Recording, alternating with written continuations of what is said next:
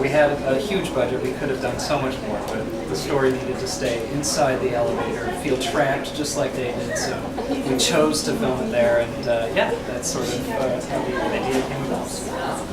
The idea of the movie, but how about the idea for? How did you think? Oh, were you stuck in an elevator one day? No, it's not really an original premise at all. I mean, a lot of TV shows, a lot of movies, it's the same idea, stuck in an elevator. But the premise, I think, is what we really wanted to do that was different, which was, not different, but the idea of what if it all ends tomorrow? Like what if you just, have 20 minutes to live? Right. What would you do? Who would you call? What would you change if you could? I think that was sort of the basis of the whole idea. Okay, and there's awesome dialogue in this movie.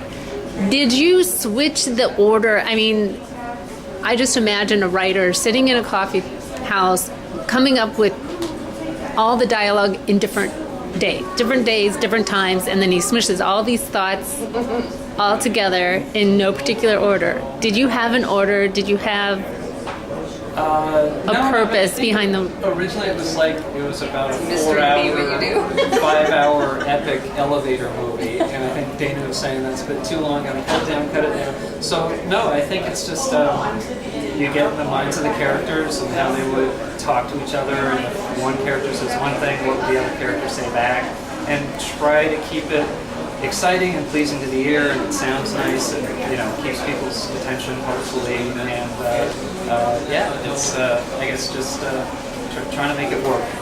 Okay. Try to get So how many days were you shooting in the? So we see you in the elevator for 77 minutes. Really, how long were you in the elevator?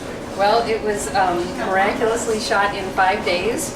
And on a very, very small budget. And one day of reshoots, so we actually it's like 4 days. Okay. No, 4 days. Oh, well, no, well, 4 days. That first day didn't work so well. Right. So, it was a very quick shoot. We took a very, guerrilla approach to it for sure. We built the elevator and made each side removable, and basically would take a side off and run through 20 pages of dialogue in a take, and do that a couple times, and then move on to the next wall.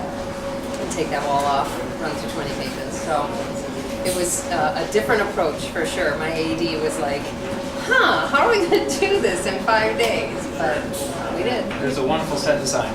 Big did. Yep. Big Kraus, David Kraus. Wonderful production.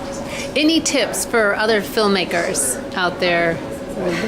Honestly, do you want to say anything first? No. Okay, my biggest tip is, you have to take each project with a grain of salt, of course, and approach it however you want to artistically approach it. But I would just say, never say that something's not doable, because if there's any proof whatsoever, this film is proof that things are doable on a small budget, and a very, very small budget. And I don't think that you should ever, not try to create just because you think you don't have the money to do it. I also think you should create within your budget, but no amount of money is too small.